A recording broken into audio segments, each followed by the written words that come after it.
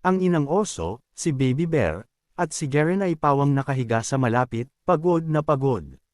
Sa puntong ito, hindi na sila lumalaban, mihimbing na silang natutulog, ang uri ng malalim na tulog na dumarating lamang pagkatapos ng isang malupit na labanan. Si Baby Bear ang unang kumilos. Dahan-daang bumukas ang kanyang mga mata, tila nananaginip pa, at tumingin siya sa langit nang hindi gumagalaw. Sa itaas, lumulutang si Eileen habang dahan-daang karga si Sejan. Mula sa lupa, sa pamamagitan ng kanyang inaantok na mga mata, ang eksena ay tila hindi totoo. Nanliit ng bahagya ang mga mata ni Baby Bear at nagtaka kung isang anghel ba ang kanyang tinitingnan. Dahil sa kaisipang iyon, bahagya siyang napangiti. Sa hindi malamang dahilan, ang makita lamang ang figurang iyon sa langit ay nagbigay sa kanya ng ginhawa, na tila magiging maayos na ang lahat ngayon. Sa kalmadong pakiramdam na iyon, muli niyang ipinikit ang kanyang mga mata at bumalik sa pagtulog. Sa himpapawid, nakatuon ang buong pansin ni Eileen kay Sejan. Dahan-dahan niyang hinawakan ang mukha nito at tinawag ang kanyang pangalan. Ang kanyang boses ay mahina, tila nag-iingat. Bahagyang bumukas ang mga mata ni Sejan. Mukha siyang lito, na parang kagigising lang mula sa isang napakalalim na tulog, at sumagot siya ng isang mahinang tunog para lamang ipakita na narinig niya ito. Agad na humingi ng paumanhin si Eileen sa pagdating ng huli, ngunit ipinaliwanag din niya na wala ng gaanong oras. Habang sinasabi niya iyon, bigla niyang napansin ang isang kakaibang nangyayari sa sarili niyang kamay. Ang anyong tao na ginamit niya ay nagsisimula ng mawala, ang bahagi nito ay dahan-daang bumabalik sa kanyang anyong dragon. Tiningnan niya ang kanyang kamay nang may pagkalito at pagkadismaya. Plinano niya talagang sorpresahin si Sejan sa pamamagitan ng pagpapakita sa isang maayos na anyong tao kapag sa wakas ay nagkita sila, ngunit ang magic ay hindi na kumakapit. Ipinaliwanag niya na gumamit siya ng masyadong maraming mana sa pakikipaglaban sa mga kalaban kanina, kaya ang spell ng pagbabagong anyo ay nawawala na. Sa sandaling matanto niya iyon, nagsimulang mamuo ang mga luha sa kanyang mga mata. Malinaw na masama ang kanyang loob na ang sandaling plinano niya ay hindi natuloy sa paraang gusto niya. Bago pa siya makatapos sa pagsasalita, itinaas ni Sejan ang isang kamay at dahan-daang pinunasan ang mga luha sa kanyang mukha. Lubos na nabigla si Eileen doon. Hindi niya akalain na gising na ito sapat upang makagalaw. Tiningnan siya ng tahimik ni Sejan sandali at, sa isang malambot na boses, sinabi lamang sa kanya na siya ay maganda. Sandali siyang napatigil. Pagkatapos ay dahan-daang pumasok ang mga salita sa kanyang isip, at ang kanyang mukha ay naging mapula dahil sa pagkapahiya.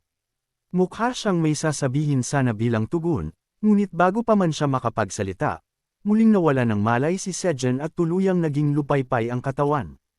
Nang makita iyon, muling tahimik na naiyak si Eileen. Humingi siya ng paumanhin muli, sa pagkakataong ito ay ipinaliliwanag na ang awtoridad na ibinigay niya rito kanina ang nagprotekta sa katawan nito mula sa pagkawasak. Ngunit nangangahulugan din ito na kailangan nitong tiisin ang lahat ng pinsalang iyon sa halip na bumagsak agad. Isang banayad na liwanag ang nagningning sa paligid nila habang nagsasalita siya ng mas malambot ngayon, tila tinitiyak sa kanya kahit na ito ay walang malay. Sinabi niya rito na kahit na maikli lamang ang kanilang pagkikita, masaya siyang sa wakas ay nakita niya ito ng personal. Pagkatapos ay sinabi niyang magkikita silang muli sa lalong madaling panahon. Pagkatapos niyon, yumuko siya patungo sa kanya, na malinaw na nilalayong halikan siya, ngunit ang eksena ay naputol. Sa halip, ang eksena ay lumipat sa Blue Moon na nakabitin sa langit. Sa ibang dako, si Greed ay nakatingin sa parehong buwan mula sa loob ng isang silid sa bilangguan. Hawak niya ang isang baso ng alak sa kanyang kamay, nakatitig sa labas habang dahan-daang umiinom. Ang kanyang ekspresyon ay hindi masasabing natutuwa. Binanggit niya na ang Blue Moon ay malapit ng matapos.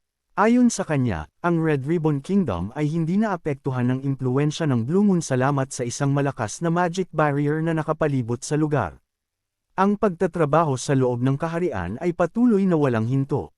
Sandaling ipinakita sa eksena ang mga kuneho na walang katapusang nagtatrabaho habang ang mga baboy ramo ay nakatayo sa malapit upang bantayan sila. Pagkatapos ay casual na iniba ni Greed ang paksa. Kanina ay humingi siya ng sagot mula sa isang tao bago matapos ang Blue Moon, at ngayon ay halos tapos na ang oras na iyon.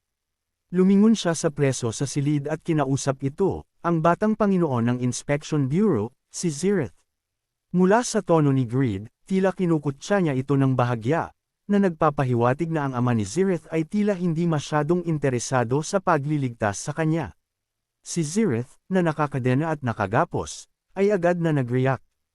Galit niyang isinigaw ang pangalan ni Greed, malinaw na puot na puot. Sa labas ng kastilyo ni Greed, 2 bantay na baboy ramo ang nakatayo sa pagbabantay. Ang isa sa kanila ay malakas na humikab, mukhang sobrang naiinip. Nagsimula siyang magreklamo na ang Red Ribbon Kingdom ay payapa na sa loob ng maraming taon sa ilalim ng pamumuno ni Greed, kaya hindi niya maintindihan kung bakit kailangan pa nilang bantayan ang lugar. Sumang-ayon ang isa pang baboy ramo at sinabing mas gusto pa niyang matulog na lang. Eksaktong pagkasabi niya noon, isang boses ang tahimik na sumagot mula sa kung saan sa malapit, na nagsasabing ang kahilingang iyon ay maaaring maibigay. Ang 2 bantay ay lumingon ng may pagkalito. Pagkatapos ay nakita nila si Iona na nakatayo sa malapit habang ang kanyang wand ay nakataas na. Nang walang gaanong hirap, naghagis siya ng spell at sinabihan silang matulog na. Isang alon ng magic ang kumalat, at agad na naramdaman ng mga baboy ramo ang pagkaubos ng kanilang enerhiya. Ang isa sa kanila ay bumagsak sa kinatatayuan. Ang isa naman ay nagawang sumigaw ng may takot, tinatanong kung sino ang naroon. Bago pa siya makakilos, ang pinuno ng mga puting lobo ay biglang lumitaw sa likuran niya at nagpakawala ng isang solidong suntok diretso sa kanyang sikmura. Agad na natamba ang baboy ramo. Ngayong bagsak na ang mga bantay, kalmadong sinabi ng pinuno ng mga puting lobo sa iba na ligtas na silang lumabas.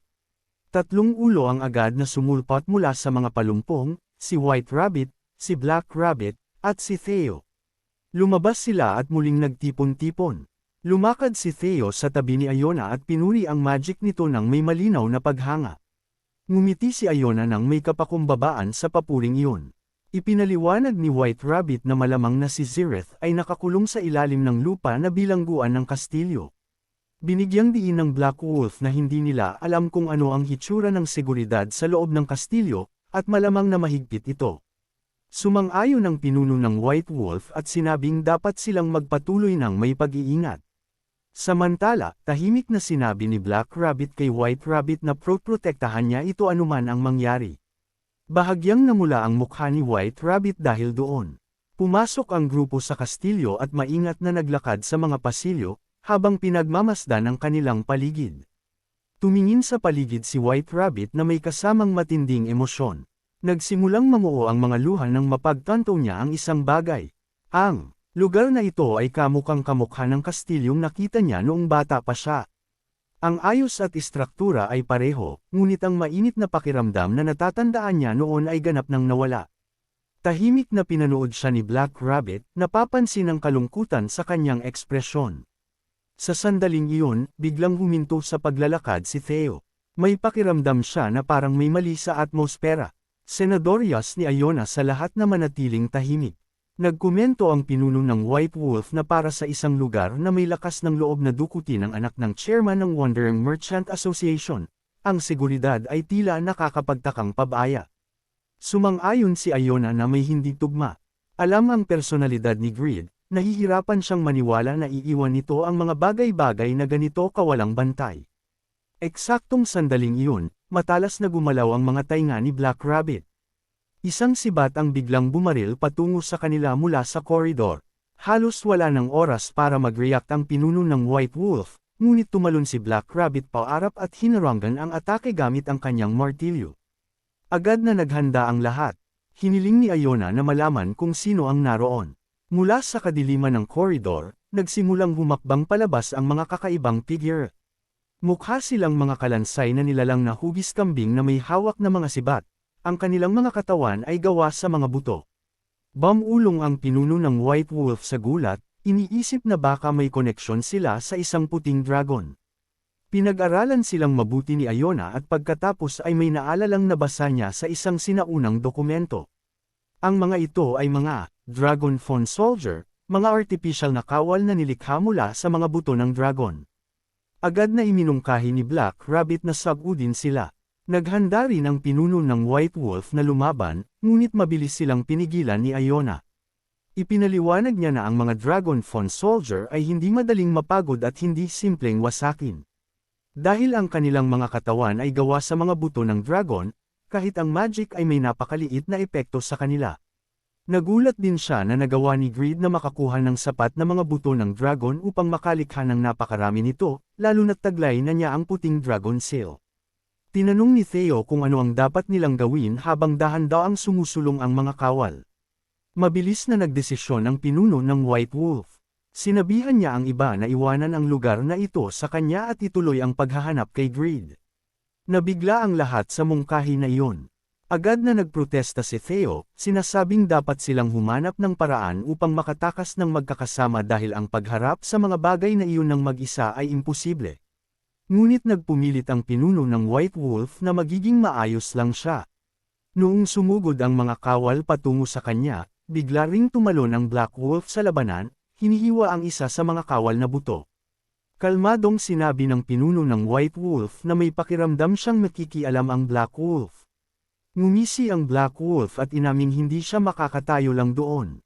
Sinubukan din ni Black Rabbit na manatili at lumaban, ngunit itinulak siya ng Black Wolf palayo, dahilan upang tumalsik siya pabalik kay White Rabbit.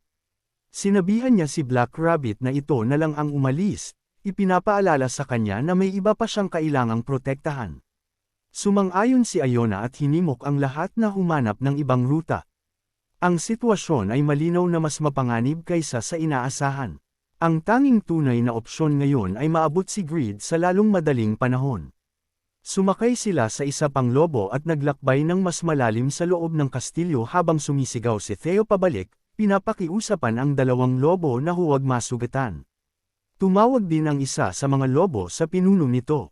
Sinasabing manatiling ligtas. Tahimik na tumawa ang pinuno ng White Wolf sa sitwasyon, binabanggit kung gaano ito kaironiko.